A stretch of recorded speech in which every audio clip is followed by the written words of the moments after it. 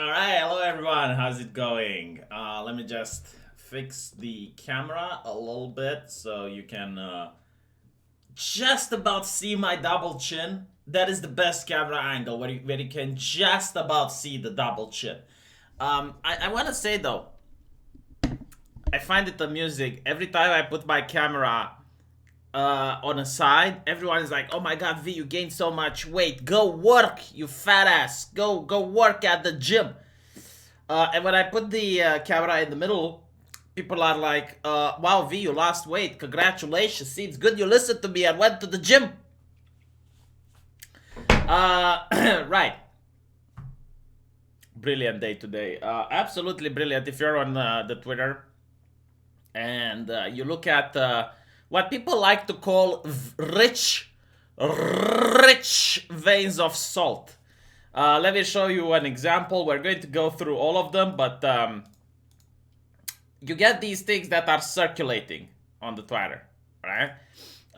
And people are saying, "This is a rich vein, go mine it." I am the miner. And you get like things from the Guardian section. Look here, look at this. Just look. Look, and it goes, and it goes, and you scroll down because it's a deep vein. Someone actually went up and made a compilation of the things on the Reddit. The UK is doomed. It is doomed. Get out while you still can. Oh my God. This country is a shithole. Well, I don't know about that. Do you think the press is going to come down on this guy saying, like, what do you mean? No country is a shithole. All countries are equal. But we're going to go through some of them. They're really funny. The funniest one, though. Well, actually, I'll tell you about the funniest one when more people join the chat, because let's wait for 100 people to join, and then we can properly start.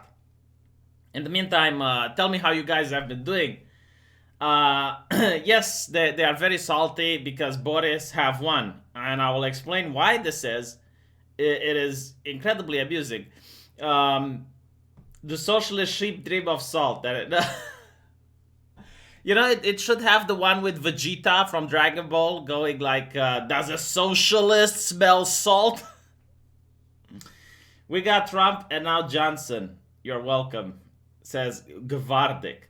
The best thing about this, by the way, don't think like I'm an ideologue. Like, I'm completely aware that the Tories are corporates. They're going to basically bow down to their own corporate interests. It's not you know, roses, but at the same time, at least it's not communism. You know. And thank you for the 400 rubles, Gvardik. I really appreciate it. Everyone on Facebook hates you because you didn't vote, Neomix. Well, you should have said. You know what I like when people annoy me with, like, you need to go vote. I go and I vote. Like, there are times in life where there is no choice. You know, like there's like, for example, in my country, you get classical communists, like, you know, the actual hammer and sickle individuals, economic Marxists, and then you get the woke communists, and you need to go vote. And it's like, well, you need to vote for the lesser evil. It's because otherwise someone else votes it for you. This is the big brain take. And I'm like, okay, so if you were to say my kids are going to be left alone with a child molester who has molested 2 children, or a serial killer that has killed 3 women, who am I going to leave my kids with? You know, like, you need to choose, because otherwise someone else will choose for you. It's but no, I do completely agree that people who don't want to vote shouldn't vote. But like that is freedom, right? Like, you have the liberty not to vote. It's perfectly fine. I'm not like the idea that we can nag people into voting, and if you get people to vote, they're going to vote your way, is wrong. Not to mention, like, if 100% of people would vote, what makes you think the elections would change? No, seriously, ask yourself this. Like, if everyone would go to vote, why would necessarily the percentages change in your favor? I do not understand. But anyway, Basescu must be Kantai collection player because he sure loves warships. Oof. Well, let's not make jokes about Romanian politics that the chat doesn't understand. Now, what I really like about this is that a lot of individuals copied American bullshit. Like, I do not understand why American bullshit smells so great, because here in Europe, we love it. We absolutely love American bullshit. Let me give you an example, right? Let me just find this particular picture. Not my prime minister, resist racist Johnson. So this is obviously copied by the United States, not my president. In the United States, at least, it somehow made sense. It's still stupid, but I could have somehow understand the reasoning. In the United States, you have the Electoral College. So basically, every single state in the US has one vote. And this is so that a president doesn't just go in the cities where there's a lot of people campaign there and they say fuck you to other states like the Rust Belt. You know, it's the idea that every single state should be represented in the Electoral College. Because America, from a political standpoint, is not a nation. It's even in the name. It's the United States. So the United Countries of America. It's a federal state. There are a couple of them in the world. America is one of them. It's what the European Union wants to be. So they're not one country. They're a multitude of countries. And a governor would be the equivalent of a president in Europe. And, you know, all of the countries together get to elect the president. So in this case, Hillary Clinton won the popular vote, which means that the overwhelming of Americans voted for Hillary Clinton, but she still lost. Why? Because it's not a democracy like we have here in Europe. It's a constitutional republic, meaning that every single state has one vote, and therefore, even though Hillary Clinton won the popular vote, Donald Trump became the president because the majority of states voted for him. So the leftists in the United States said, not my president, because all of a sudden they're big fans of democracy, and they're like, oh, why didn't Trump win? You know, like, well, sorry, why did Trump win? Because the overwhelming Americans do not want him. So they, like, again, it's stupid because since the founding of America up until today, as I understand it, you had the Electoral College. And the left does this all the time. Like, they love institutions. They absolutely love institutions until the institution doesn't go their way. The moment the institution doesn't go their way, let's get rid of it. The Supreme Court is a perfect example. There's plenty of articles asking to get rid of the Supreme Court. After Kavanaugh won, there's articles asking to get rid of the Electoral College. Right? Like, it's just a leftist thing to do. But what I'm trying to say is that in America, again, I kind of understand what they mean by not my president. It's a stupid take, but it's a take that, you know, is at least has some rooted legitimacy to it. Very vague, but is there. Not my prime minister is completely moronic because it's not the same. Like, the United Kingdom system is completely different than America. Boris did win the popular vote. And therefore, well, not Boris won the popular vote. His party won the majority of seats. So he is your prime minister. Suck it up. What I really love is that the people who are fighting against fascism, this is so trendy. Like, every single guy with a latte is fighting against fascism. And they're really upset when they go to prison. Because in prison you find a lot of fascists too. But they don't like to bash the fascist in prison. They want to bash the fascist outside of prison. Seriously, the prison system is very racist. Like, the more multicultural and more diverse a place is, the more racist the prison system is. Like, listen to some of the people who went to California now prison. I love watching these channels on YouTube. Big Guy Herc, and there's a couple of other channels which has just a guy talking about his life in prison. It's dreadful, absolutely dreadful, right? A lot of fash to be bashed there. But all of these people that are like bash the fascism is bad. Like, why is fascism bad? Because it's not democratic, okay? It oppresses people. Doesn't matter what you think, doesn't matter what you want. The state will tell you what you will think, the state will tell you what you will want, and you're going to shut the fuck up and do what the state tells you. Some people might like that system. I personally don't, right? But the people fighting against fascism, they do not like democracy. If only democracy could be abolished, if only the voting could be abolished, and then they will actually be able to fight against fascism. My God, it's brilliant.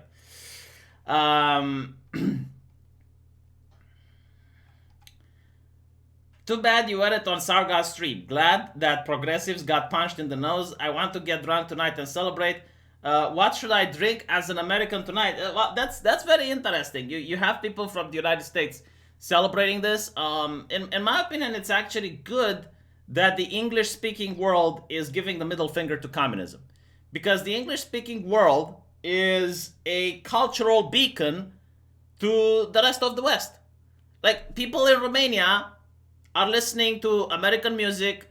They're listening to the American talk shows. Like, I have people that listen to Young Turks, you know? They watch American movies, they play American games. Yeah, English-speaking languages set the trend for the rest of the world. It would be horrible if communism would become the root pillar of of English-speaking nations. So it is a victory. Even if you're in America, you should celebrate this.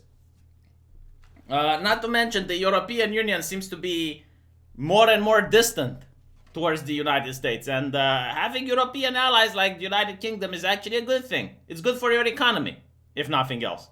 Prices go down, things are cheaper, because America can sell more shit, and you can buy more shit from the UK. It's good. What you should drink as an American? Beer. You can never go wrong with beer. Leave the kids with the serial killer. They are very specific about who they kill. Oh my God. That was an interesting super chat. I didn't think about it. Okay, let's look at some of the interesting things that have been said. This is the person from Hope Not Hate. Now, Hope Not Hate, I think it's an NGO, right? It's a watchdog or something like that that looks into evil right-winginess. And they are blatant communists. Like, they have people in that movement that are blatant communist supporters, Antifa, you know, the hammer and sickle type. And I'm not calling them communists as in they give me the vibe. No, they're openly advocating for anarcho-communists in some cases, right? Like people with a hammer and sickle in their avatar. And apparently the director lost her seat, and this is the event when she finds out. Well, hold on a little bit. Chotomate. There we go. Your trust in us. Disbelief at first. Oh my God, this should be a painting. This should be there should be like Mona Lisa, a story in two parts, and this should be part one. Disbelief. And this should be part two. Huh? Isn't this great? Hey, honestly, these people have clung to power for so much. They have been in power for so long that they just cannot believe. Like, look at her expression. She cannot comprehend what just transpired. She cannot, like... I think that if a Tory would have lost his seat, you would have not made this face. Because... you kind of think, it's like, okay, well, if I win, I win. If I lose, I lose. And most people even look at the polls and they kind of understand why why things are going to go the way they go. But in this particular situation, the people from the Labour supporters and the people from the left, they go in echo chambers and they constantly tell themselves it's going to be okay, it's going to be all right, it's going to be great. Even though the polls are showing a different thing. Like, I have seen people from Labour on television, on national television, and they were told it's like, the polls aren't really looking great for you. What do you guys have to say? And they would somehow go, oh no, the polls are wrong. Like you're going to see that the reality on the ground is different than the polls. And it's like, like imagine living in a place where you're surrounded by people that think like that, and then when reality kicks in, that is the facial expression that you're not going to make. As someone in the chat pointed out, I thought it's hope, not despair. Despair, not hate. That should be their new motto.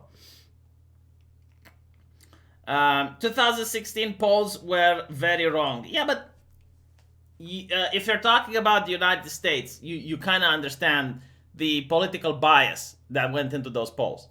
There is a major difference between when the mainstream media inflates the polls and when you have companies that have a reputation in making polls and they can't afford to bullshit. Because even in 2016, you had companies with good reputations that actually did polling accurately and they announced Donald Trump as the victor. So, yeah, like this one, 99% chance for Hillary to win. That was, I believe, the Huffington Post.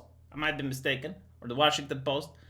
But still, it was like an editorial. It wasn't an actual poll. I think CNN gave 5% for Trump to win.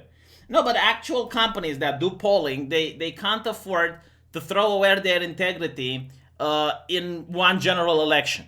Because then no one will hire them, right? So they are going to constantly try to maintain a standard.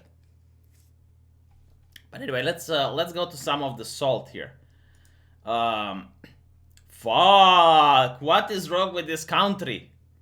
And you kind of need to understand that these people live in a bubble. To me, it's like religious people suddenly finding out that the country is against Jesus, and unlike religious people, they can't go like, oh Lord Jesus, bring back the light, like they can't do that. So they go into despair because they can't pray to Karl Marx. And people are like, they don't like communists.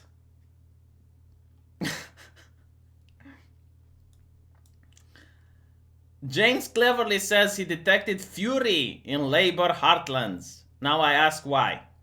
Has labor been in power? Has labor inflicted austerity?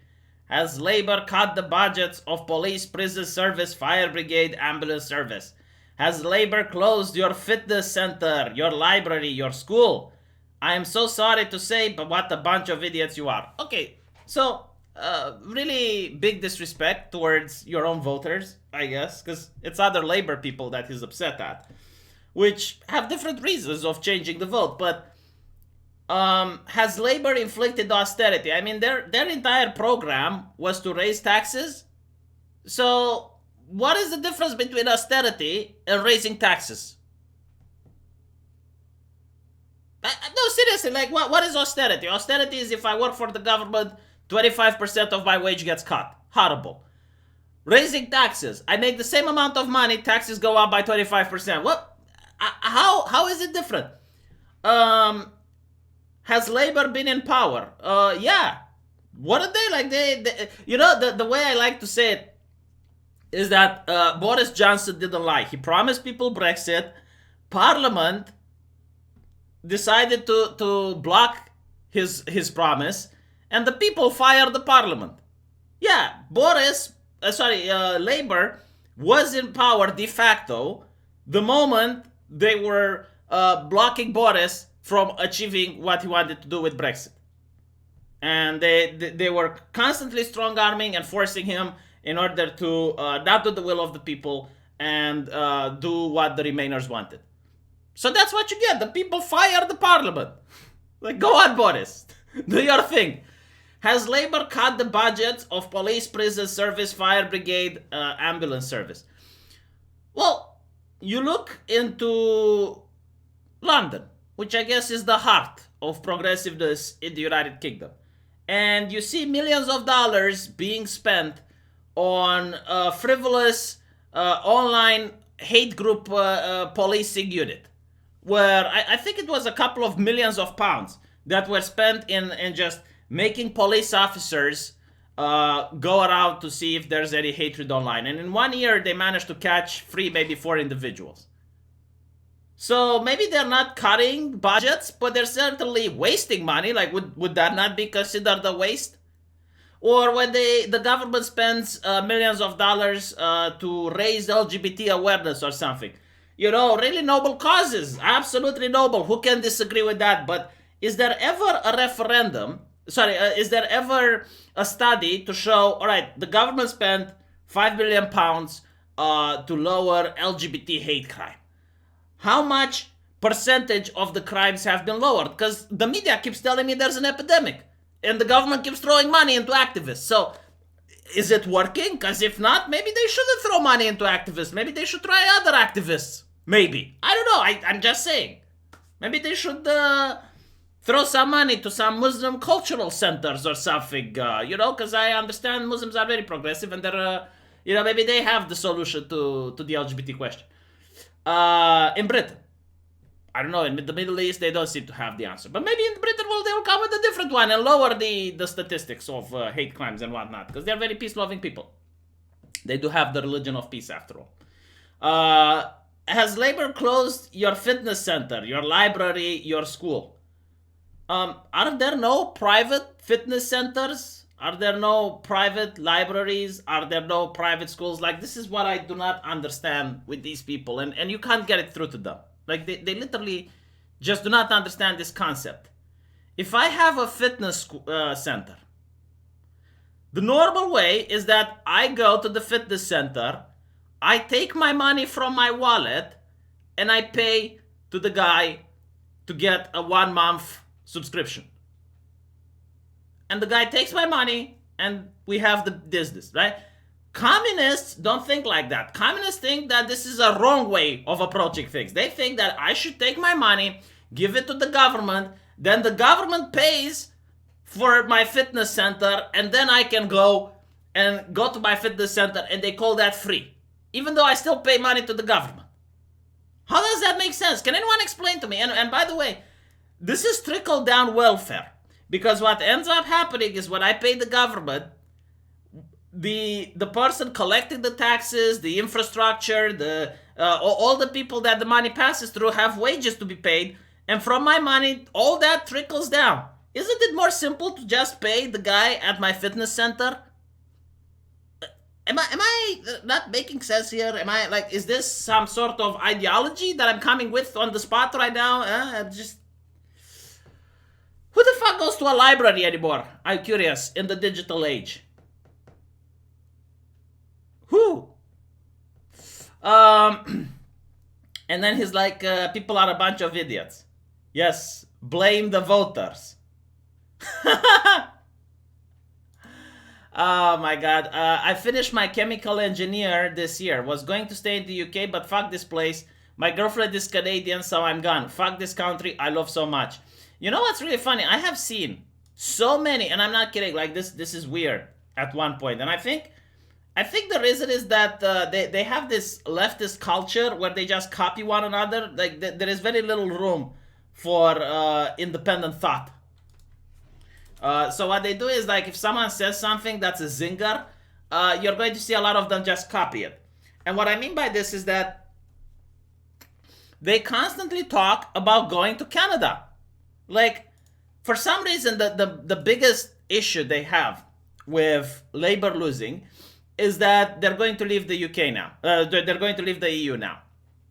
And you'd think that if you really love the EU so much, and you're going to leave Britain anyway, which, by the way, I don't think they will, but if that's the case, you'd think they would go to Germany, you'd think they would go to France, you'd think they would go to the European Union. But no, all of them want to go to Canada. And the funny thing is, it's like they're going to find out that immigrating to Canada is kind of hard. It's not easy, like, say what you want about Canada, and there's a lot of things that I can say about Canada. I know a woman with osteoporosis that can say also a lot of things, but they're kind of tough on immigration. Not as tough as other nations, but still, they're quite tough compared to America. And all these leftists, they're going to find out that, yeah, going to Canada isn't so simple. Going to Germany is. You can go to Germany even now, you're in the EU. Here's another guy, which, again, same idea. It's like, already checked my eligibility for a working visa and submitted my first application for a job in Australia. Fuck paying taxes to Tories.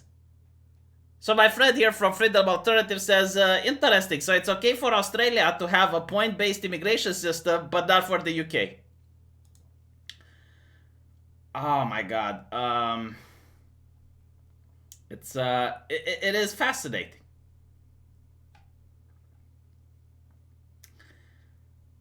You have to be Muslim or Mexican to go to Canada. Well, that's kind of simple because I can just convert. You know, I'm actually thinking maybe I will. Maybe one day I might ask a Muslim subscriber to tell me the magic of Muhammad, to talk to me about the Prophet. Where can I go?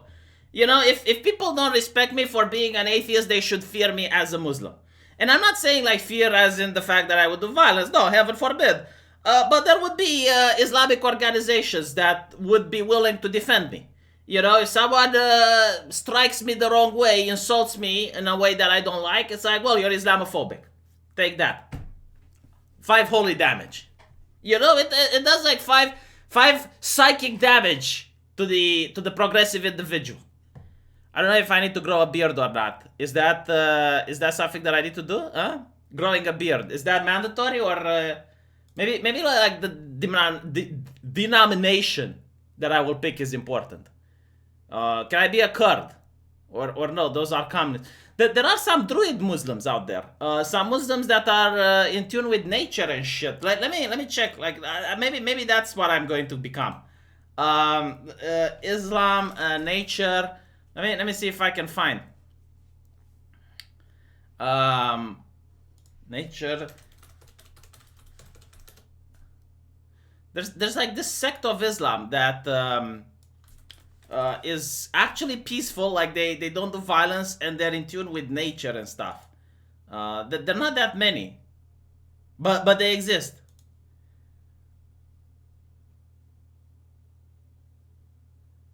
I need to find what that is, because that's interesting. Sufis. Oh, there we go. Sufi. That's what I'm going to be. I'm going to be a Sufi. Had a really shitty week, and seeing Kami's BTFO is the one greatest pickup beams could hope for. Cheers. Maybe not Sufis. They don't seem to be that well respected, huh? You need to be Sunni or GTFO. Is that what it is? Right? Like anyway, right, let's go back to the wall of salt. The wall of salt. The one that I like the most is the one from Reddit. And this is the mentality, right? Britain has spoken and has said, fuck the NHS, fuck public service, fuck the EU, fuck workers' rights, fuck our free movement, fuck trade, fuck this video got demonetized. Jobs, immigrants, young people, disabled. They basically believe, like, imagine in what a bubble you need to be to think that in 4 years none of these things would exist. I mean, maybe the European Union wouldn't exist. But here's what's interesting. The Tories are not against immigrants. Believe it or not. They really aren't. In fact, if I'm not mistaken, Boris let a couple of 100,000, if not million people in the UK. They're not against immigration. They're against the EU, and only because the people voted to be against the EU. But that's it. And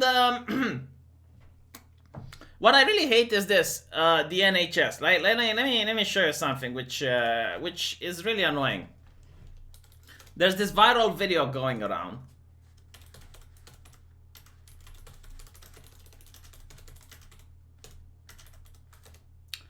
All right. So this is the one, right? British people shocked by American healthcare prices. And they're making these faces, right? Like look at the faces of people shocked, and it's just shocking, you know, when they find out how much a surgery or a procedure costs in the United States, and they're asked like, how much does this procedure cost in Britain? And everyone says, oh, that's free. It's free. Oh, it's free. And the United Kingdom doesn't cost anything. And then they find out, like, how much does it cost in the US? $10,000. And they make this face. Like, what? You know, like the oxygen. isn't going all the way to the brain anymore. Let me see if I can find the little thingamajig, which I calculated by myself, in order to tackle this. And it's important you guys know, right? This is why I make these videos. This is why I sometimes stop being funny and I go into these lectures, to the lecture hall, while I explain these things to people, so that when you're on a forum, when you're talking with someone, and you're going to talk a lot of the time, right, with people, and they're going to be like, well, you know, healthcare in Europe is free. All right, let's talk about being free. So, the NHS, which is the National Health Service in Britain, if you're outside of the UK, receives around 20% of your taxes. So, every time you make money, every time you go to work and your hard-earned money, 20% of that goes to the NHS. So if you make $1,000, $200 goes to the NHS. So apparently, if you make the median in the UK, which is 22 to 25, you will pay approximately £5,000 in tax, and out of that money, £1,000 is going to go to the NHS. But here's the thing. The NHS is in collapse. It constantly loses money, which means that other indirect taxes are required to keep the system afloat, such as sales tax, duty tax, and other things. So you don't really know how much money gets put into the NHS, but what you do know is that every time you make money, whether you need to use the hospital or not, £1,000 goes for the hospital. So even if you just stay at home and you're perfectly healthy and you don't need a doctor, £1,000 go to the hospital. And you add that up, and you add that up. And then when you finally do need the procedure, which the Americans pay $10,000 for it, and in the UK it's free, you probably already paid $10,000, if not more. And do you know what's the difference? With the Americans, when you need to go to a hospital, they receive you right away. Do you know what I need to do here in Europe if I want to go to a hospital? If it's an emergency and I got a knife in my back, I could wait 3 or 4 hours in the emergency room. I'm not even kidding. I have seen people with axes in their skulls waiting for that much. Not in their skulls, but still, you get the picture. There was actually a person with a knife at one point, and he was just sitting there, waiting his turn. It's not because the doctors didn't want to help. It's because the room was filled. There were other people having heart attacks, so they had to wait, right? But let's say it's not an emergency. Let's say it's something that you still need to see a doctor for. Let's say it's, I don't know, you have painful headaches nonstop or you know what, a chronic cough. You got a chronic cough for the last 2 months. For the last 2 months, you're constantly coughing and you can't stop and you don't know why. So you want to go to see, maybe it's lung cancer, you know, which if treated rapidly, then you can prevent it, you can survive. The longer you wait, the more damage it does to your lung. Maybe it's from smoking, and there's nothing wrong with it. Or maybe you have tuberculosis. You don't know what you got. So this is why you need to go to a hospital to find out what is the problem. The first step is to find an appointment with your family doctor. Now, if you live in a busy city and you are in a place that is having a lot of people and your family doctor is busy, that can take 1, 2, maybe 2 weeks, even more. So you have an appointment, for 2 weeks you're just going to sit there coughing like a maniac. And then when you finally got to see the family doctor and he sees what you need, you then have to go see a specialist. And again, 1, 2 weeks that you're waiting. That can be 1 month that you're sitting there coughing like an idiot without being able to have anything done to you because you haven't seen a doctor already. Alternatively, you can just go to the private sector, pay a few cash, and then you're in. Now, don't get me wrong, I'm not saying the American system is excellent. There are a lot of things to criticize about the American system as well. But whenever I hear someone say that the healthcare in Europe is free, they are lying to you. There is no more, not a word exists that is more insidious than the word free and the way it's being used in politics today. This is basic things that I'm explaining to people, and you're not going to get them from the television. The television is like, oh no, this is free, that is free, everything is free. Thank you, Paul, for the Merry Christmas. Thank you, Susan. Appreciate that. Look, people had to wait 3 weeks for their last appointment. It's not 20% of your income, it's 20% of the revenue in taxes. Okay, maybe my bad. I don't know the British system. But still, 20% of the revenue in taxes, and on top of that, there is money flowing from indirect taxes into it. US doctors don't see right away at all. I have to book at least 6 months ahead at a local major hospital, and I pay out of the pocket. Man, I don't know, but the perfect system, in my opinion, the perfect system is one where you have private and public hospitals. Okay, like there is no good system. Healthcare is not like any other product, because when you're dying, you need a doctor. You're not going to stay and pick and choose your doctor if it's an emergency. You're not going to decide which hospital you're going to go if you're in a car crash, right? So healthcare is different, and because of that, I am fully on board with having people treated for emergencies and having like the government collect some sort of taxation in order to be able to operate public hospitals. America doesn't have public hospitals. They have only private hospitals. A public hospital is not going to operate on making a profit. A public hospital is going to operate on healing as many people as possible, and it's going to lower the prices on the market in order for private hospitals to have to lower their prices at all and not get extremely greedy. In America, private hospitals are insanely greedy to the point where I guess a C-sec costs, and I'm not even kidding, 50 times more than it costs in Europe. And the procedure is the same. The doctors receive the same training. There is literally no excuse to have it cost this much. But, you know, it is what it is. Cancer survival in the UK is abysmal. I didn't know that. Why do we care about saving people's lives? Greta told me we need to lower the population. Oh my god. Yeah, Tactical Droid, I know exactly how public hospitals are, and I am telling you, public hospitals are keeping the price down for private hospitals.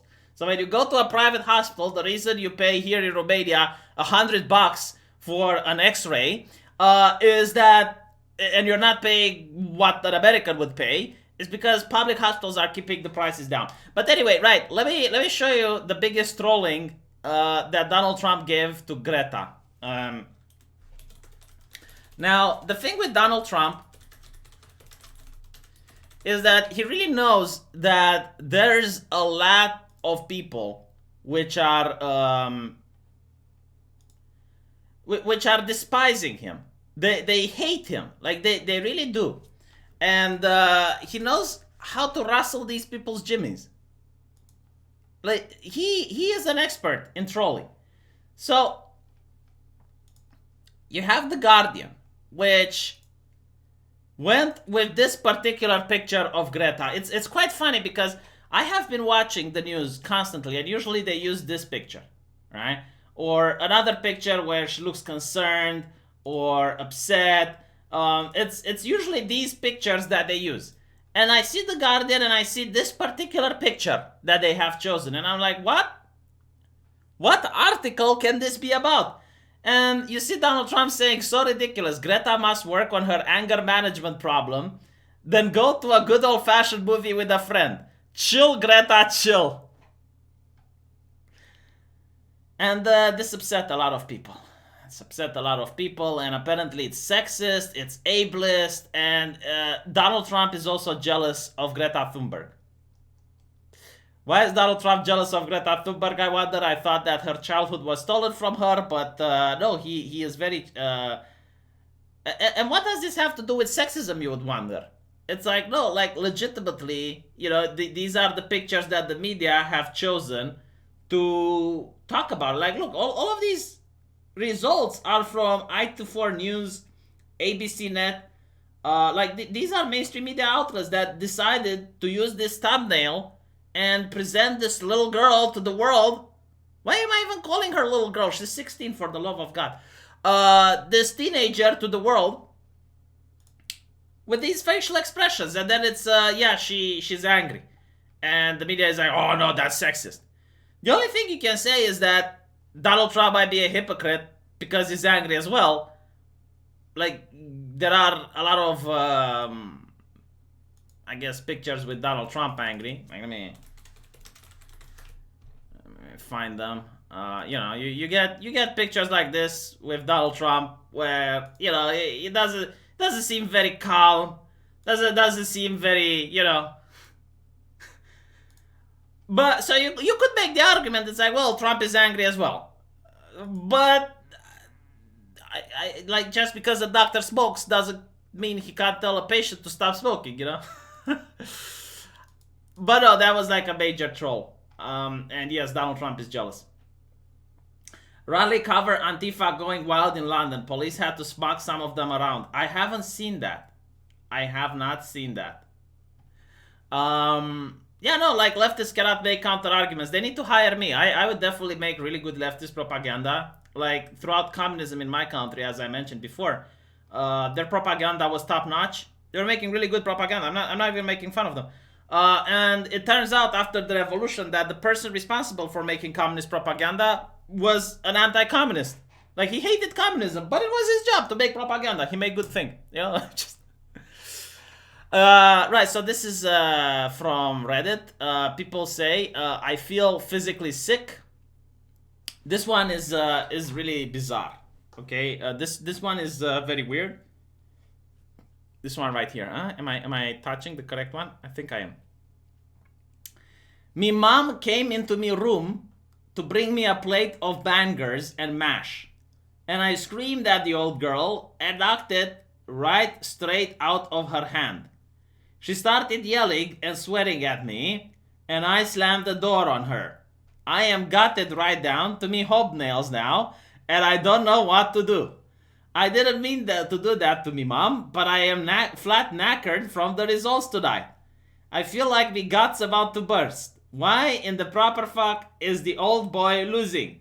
This can't be happening. I'm having a fucking breakdown. I don't want to believe the world is so corrupt. I want the future to believe in. I want Jeremy Corbyn to be prime minister. I want. Me. And fix this broken country. I cannot bloody well deal with this right now. It wasn't supposed to be like this. I thought he was a proper legend in Newcastle.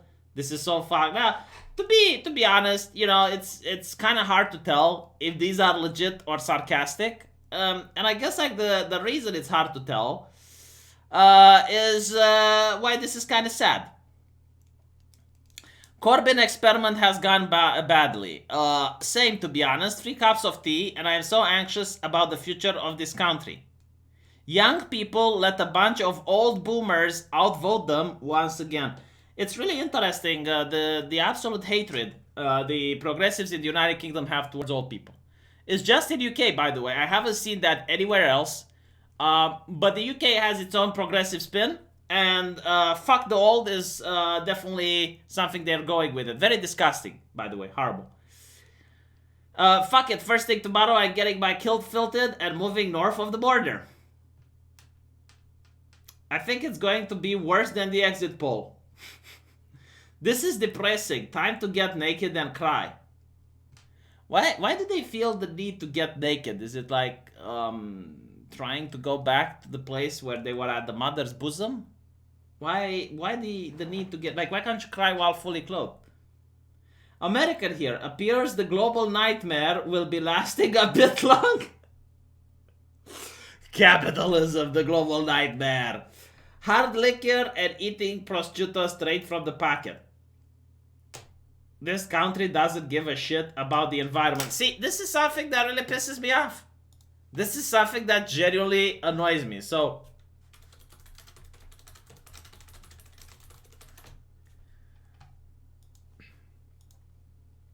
here you go. Boris Johnson announces funding for world's first nuclear fusion plant. The government will spend $220 million on the project. So let me explain to people what nuclear fusion is, right? Because a lot of people don't follow the sciencey trends. right now there's two types of nuclear power. The one we currently have, which leaves nuclear waste, and most people say, well, what can we do with that nuclear waste? You can't have this technology indefinitely because you can't bury the waste underground, but apparently there's tons and tons of it every year, and you're going to run out of places to bury it, so it's not a feasible solution. That's what the anti-nuclear power activists are saying. Fusion doesn't leave any waste. It's clean. It's 100% clean. The problem is that it's so expensive that no country in the world has ever done it. So the first country that will manage to find a way to do it properly is going to have cheap, renewable power that is going to be very effective. So no more socialism bullshit. No more eating the bugs. No more eating the dead, you bigot. No more, let's have communism and save the environment. None of that. None of that. Just, you put power plants. People don't have to change the way they live. No one has to make any sacrifices. Just fusion power. And it seems that the United Kingdom is one of the few countries on earth right now with the Tory government that is investing in this technology. Now, again, technology is very expensive when it first comes out. But maybe some of you can remember how expensive a flat screen TV was or a computer was 30 years ago. The more technology exists and the more people make it and manufacture it, it starts to become cheaper and cheaper to the point where it becomes affordable. And as the technology exists and more people get interested in it, more people start inventing stuff and discovering new things. And, you make the technology not only more affordable, but also better than it used to be. Like the first nuclear reactor is nothing compared to the ones we have now, which are more efficient, produce more power, more safe, so on and so forth. So the idea that, the UK doesn't care about the environment, no, they don't like communists.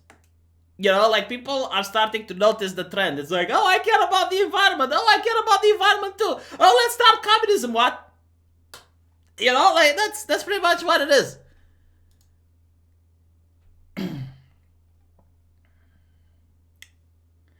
America had the lab. Anti-nuclear activists got its funding cut.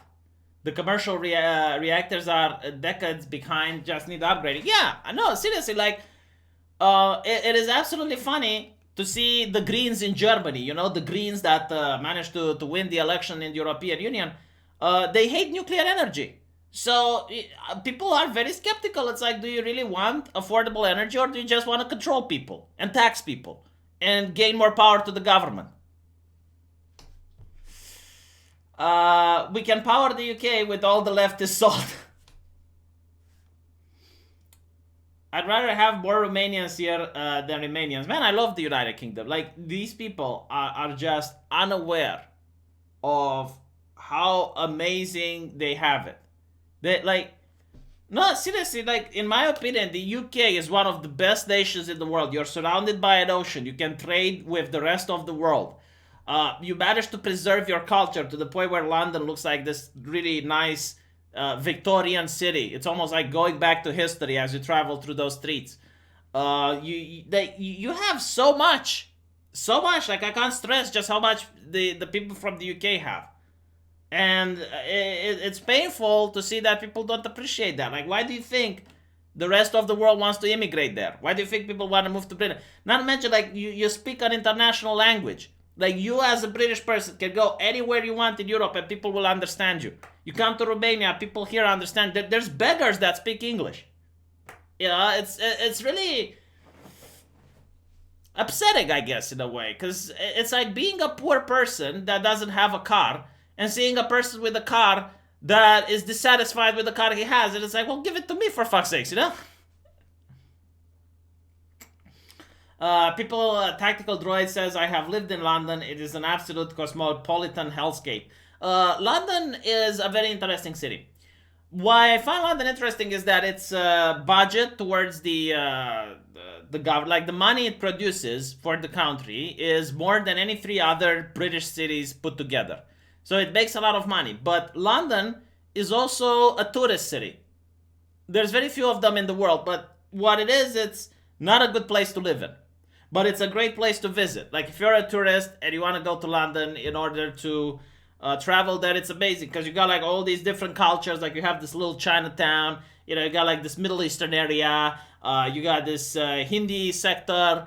So it's kind of nice when you visit something, but I wouldn't want to live there. Like, no, the prices are insane. The people seem to be always in a rush. It's like Tactical Droid described it, cosmopolitan hellscape. London is nice if you have a knife vest. Oof. The thing with the knife crime, from what I understand, is that it's usually gangs, like, and you have gangs because the police don't do their job. And it's gang members stabbing other gang members. So if you're not really affiliated or associated with that, don't give a shit. Which, again, like, I wouldn't want to live there, but as a tourist, it's fine. So yeah. Alright, I'm going to go back to reading these because Tactical Droid starts to sing. People like, how on earth is this true? I mean, you have polls, you had surveys, you should have expected this. Just spilled beer all over my fucking self. I love how much they curse, like all of them. And what really upsets me is that when the progressive curse, they don't curse in a fine, lyrical way, in a way that the curse is funny. Like they just repeat fuck over and over. Well done, you absolute ding dongs. We'll be back here in 5 years to take stock of how much you've truly fucked this country. Yeah, I mean, this is another thing with Brexit, right? Because if you had a clean Brexit, then you could at least trade with whomever you wanted and set your own tariffs and whatnot. But the way it currently is that the UK still has a say, the EU still has a say in it, and the EU doesn't have Britain's best interest in mind. So they're going to do their utmost best in order to make it as difficult as possible for the UK citizen. In order for maybe 5 or 10 years down the line, you might have another vote whether you want to rejoin the European Union or not. And not to mention, like, Britain is now funding the EU army, as I understand it, unless something changed. Even though you're leaving the EU, you're still funding their military project, which, in my opinion, is just blatantly stupid, monumentally so. But I'm not the one making policy, so let's see what else we get, because I managed to get like a couple of interesting news here and there.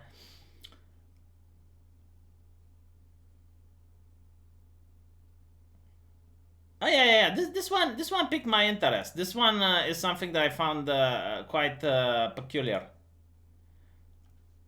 So, what is fascinating is that the Time magazine, they usually have like the person of the year, and the person of the year is usually something elected by the upper ups at Time. Like a couple of experts, quote unquote, sit in a room and they decide who the person is. They usually have poor takes. They used to decide that Hitler was the person of the year. Count Dankula said that, and there was a mainstream media article saying that Count Dankula is comparing Greta to Hitler or something. It's like, no, he was saying that the people in charge at Time magazine are senile and they're wrong. But they also have this poll where the readers get to decide which is the person of the year. And the poll had Donald Trump, had Greta, had I believe Nancy Pelosi. All of them, like to me, it was shocking. Like all of the readers had 2% on every one of these things, and the rest like massively, like overwhelmingly Hong Kong protesters. And this is the difference between the masses and the elites. You look at the magazine, you would think that, yeah, this is what the people think. No, this is not what the people think. This is what the people working at the Time think. This is what the people think. And you know what's funny? What's really funny is that if by some miracle, by some stretch of the imagination, Hong Kong actually manages to become independent and a democracy, then you will see Greta Thunberg pay them a visit. And I think that will be the first time she's going to be the closest possible to